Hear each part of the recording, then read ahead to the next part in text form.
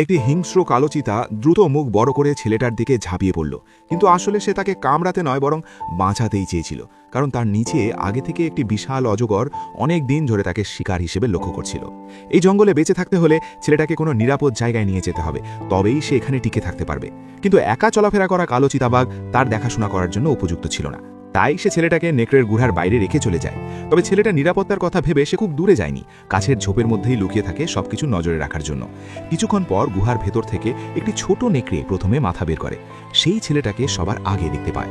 ছেলেটার শরীরে রক্ত দেখে ছোট নেকড়েটা খুব চিন্তিত হয়ে যায়, কিন্তু বাকি নেকড়েরা ততটা শান্ত ছিল না। তারা সন্দেহজনক ও আক্রমণাত্মক ভঙ্গি নেয়। রক্তের গন্ধ পেয়ে নেকড়ের বাবা মাও দ্রুত সেখানে চলে আসে, কিন্তু মানুষ দেখে তারা সঙ্গে সঙ্গে তাদের ধারালো দাঁত গুটিয়ে নেয়। তারা বুঝতে পারছিল না একটি মানুষের বাচ্চা এখানে কিভাবে এলো। নেকড়ের মা ছেলেটার শরীরের রক্ত চেটে দেখে বুঝতে পারে তার শরীরে কোনো গুরুতর আঘাত নেই। সহজেই বোঝা যায় সম্ভবত তার নিজের বাবা মাই তাকে ফেলে গেছে। ছেলেটার নিরীহ ও নিষ্পাপ চেহারা দেখে নেকড়ের মায়ের মনে দয়া জেগে ওঠে। সে এই মানব শিশুটিকে লালন পালন করতে চায়, কিন্তু সেটা করতে হলে নেকড়ে দলের নেতা অর্থাৎ আলফার সিদ্ধান্ত দরকার। তেমনই সঠিক সিদ্ধান্ত হবে এই আইপিএলে 14,000 টাকার ফ্রি বেট বোনাস জেতার কারণ। ব্যাট অন গেমে first pay out promo code MDMA24 ব্যবহার করলে ক্রিকেট উইথ হাই অডস। তাই পুরো নেকড়ে দল নিয়ে একটি সভা ডাকা হয়, কিন্তু মানুষ শিশুকে দত্তক নেওয়ার কথা শুনে সবাই এটাকে হাস্যকর মনে করে। তাদের মতে মানুষ সবসময় বিপজ্জনক, এমনকি একটি শিশুও। ঠিক তখনই নেকড়ে নেতা যখন দ্বিধায় ছিল, সে কালো চিতাবাঘ আবার সেখানে আসে। সে মুখে করে একটি হরিণ নিয়ে আসে, যেন এটা উপহার হিসাবে দিয়ে ছেলেটাকে এখানে রাখার অনুমতি পায়। কিন্তু শেষ সিদ্ধান্ত এখনও নেকড়ে নেতার হাতেই ছিল। নেকড়ে নেতা যখন ছেলেটার দিকে তাকিয়ে সিদ্ধান্ত নিতে পারছিল না, ঠিক তখনই জঙ্গলে প্রবেশ করে এক অপ্রত্যাশিত অতিথি। সে ছিল জঙ্গলের ভয়ঙ্কর বাঘ। বহু বছর আগে মানুষের আঘাতে তার একটি পা ক্ষতিগ্রস্ত হয়েছিল, আর সেই ঘটনাতেই নেকড়ে নেতা জঙ্গলের ক্ষমতা পেয়েছিল। তাই সে মানুষ এবং নেকড়ে দুজনের প্রতি প্রচণ্ড ক্ষোভ পোষণ করত। এই বাঘ এবার এসেছিল ছেলেটাকে দাবি করতে, কারণ কিছুদিন আগে সে ছেলেটার বাবা মাকে মেরে ফেলেছিল, কিন্তু ছেলেটাকে ভুলে গিয়েছিল। পরে সেই ছেলেটাকে চিতাবাঘ খুঁজে পেয়ে নেকড়ের কাছে নিয়ে আসে। এতটা সাহসী হয়ে বাঘের কথা শুনে নেকড়ে নেতা আর সহ্য করতে পারল না। সে সিদ্ধান্ত নিল আজ থেকে এই মানব শিশুটিকে তারা নিজেদের দলে রাখবে এবং পুরো নেকড়ে দল তাকে রক্ষা করবে।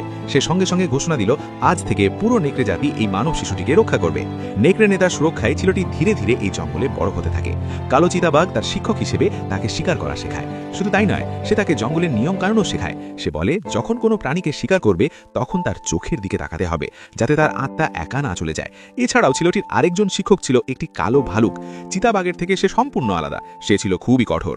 একদিন সে ছেলেটার মুখের কাছে একটি বিষাধর প্রাণীকে এনে রাখে, যেখানে তার বিষাক্ত হুল মাথার উপর তোলা ছিল, কিন্তু কালো ভালুক তাকে একদমই ভয় পেতে দেয়নি। এইভাবে সে ছেলেটার মনোযোগ ও সাহস করে তুলত। কঠোর হলেও প্রশিক্ষণ শেষে কালো ভালুক ছেলেটার পিছে হাত রেখে গর্বের হাসি দিত।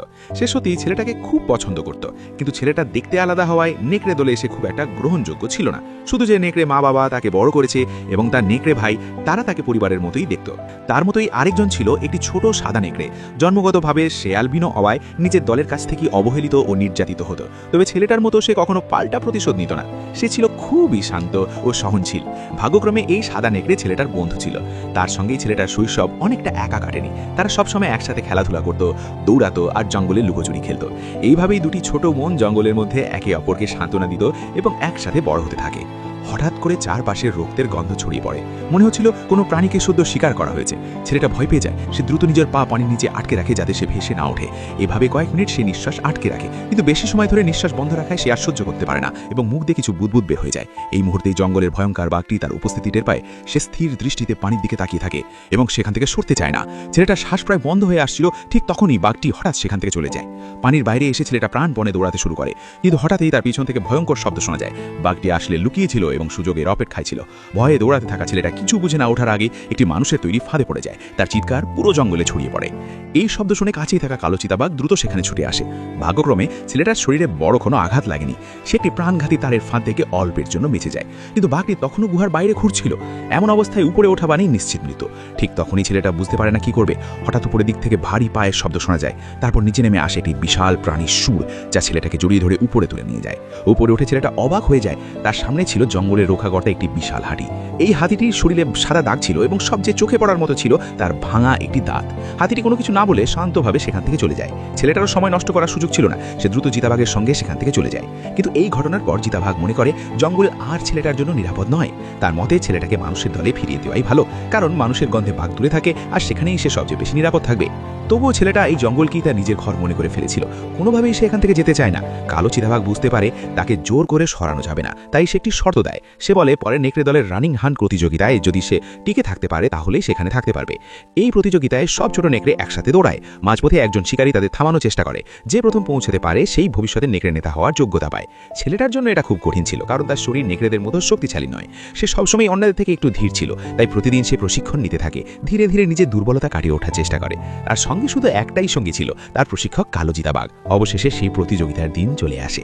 এবার শিকারীর ভূমিকায় ছিল তার নিজের শিক্ষক সেই কালো চিতাবাঘ। তার ঠান্ডা দৃষ্টি দেখে ছেলেটা ভয়ে কাঁপতে শুরু করে দেয়। সে বুঝে যায় এই পরীক্ষা শুধু দৌড়ে নয়, বেঁচে থাকারও। নেকড়ে নেতার নির্দেশে সবাই দৌড়াতে শুরু করে দেয়। সবচেয়ে দুর্বল সাদা নেকড়েটি প্রথমেই ধরা পড়ে যায়। ছেলেটার অবস্থা খুব একটা ভালো ছিল না। কালো চিতাবাঘ হঠাৎই তার দিকে ঝাঁপিয়ে পড়ে, যেন তার চোখে শুধু ছেলেটাই লক্ষ্য। দুজনের চোখাচুরি হয় আর ছেলেটি স্পষ্ট সেই দৃষ্টিতে এক ধরনের ভয়ঙ্কর শিকারীর অনুভূতি দেখতে পায়। ভয়ে দিশেহারা হয়ে সে গাছে উঠতে শুরু করে। কালো চিতাবাঘও তাকে ধাওয়া করে, কিন্তু নিজের চটপটে শরীর ব্যবহার করে ছেলেটা ফাঁক দিয়ে কোনোভাবে পালিয়ে যায়। তারপর সে লতার সাহায্যে অন্য পাশে পৌঁছে যায়। এখন জিততে হলে তাকে সোজা পথে না গিয়ে ভিন্ন পথ বেছে নিতে হবে। তাই কোনো কিছু না ভেবেই ছেলেটা ঝাঁপিয়ে পড়ে সামনে এগিয়ে যায়। নীল ড্রাগন ফ্লাইয়ের মতো দ্রুত ছেলেটা একটি গাছের ডাল ধরে ফেলে। তারপর গাছের কাণ্ড বেয়ে দ্রুত নিচে নেমে আসে। সে শর্টকাট রাস্তা ব্যবহার করে এত দ্রুত এগিয়ে যায় যে খুব অল্প সময় সে নেকড়ে দলকে ধরে ফেলে। ছেলেটাকে প্রথমে সামনে রাস্তা দেখে কালো ভালুক অবাক হয়ে যায়, কিন্তু ঠিক ফিনিশ লাইনের কাছে পৌঁছানোর আগ মুহূর্তেই হঠাৎ একটি কালো ছায়া ঝাঁপিয়ে পড়ে। এটাই ছেলেটা ফিনিশ লাইনে ঠিক আগেই পড়ে যায়। কালো চিতাবাঘের এই কঠোর আচরণ দেখে ছেলেটার চোখে ভয় আর অসহায়তা একসাথে ফুটে ওঠে। তার ভয় ছিল চিতাবাঘের ভয়ঙ্কর রূপ দেখে, আর অসহায়তা ছিল কারণ সে স্পষ্ট বুঝতে পারছিল তাকে উদ্দেশ্য করেই সবকিছু করা হচ্ছে। চোখে জল নিয়ে ছেলেটা কষ্টে কালো ভালুককে জড়িয়ে ধরে। এটা দেখে কালো ভালুকের মুখে অসহায়তার ছাপ দেখা যায়, কিন্তু ছেলেটা নিরাপত্তার জন্য তাকে এই কঠিন ভূমিকা নিতে হচ্ছিল। এই মুহূর্তে হারটা চূড়ান্ত হয়ে গেছে। কালো ভালুক যেহেতু এই প্রতিযোগিতার বিচারক ছিল, সে আর কিছু বলতে পারেনি। এরপর ছেলেটি কাঁদতে কাঁদতে সেখান থেকে চলে যায়, কিন্তু সে জানতো না তার চলে যাওয়ার পর দুই শিক্ষক নিজেদের মধ্যে এই ঘটনা নিয়ে আলোচনা করছিল। কালো ভালুক জানতো ছেলেটা এই প্রতিযোগিতার জন্য কতটা পরিশ্রম করেছে, আর কালো চিতাবাঘেরও এমন কঠোর সিদ্ধান্ত নেওয়ার পেছনে ছিল একটি গুরুত্বপূর্ণ কারণ। হারার পর ছেলেটা একা নদীর ধারে বসে মন খারাপ করে থাকে।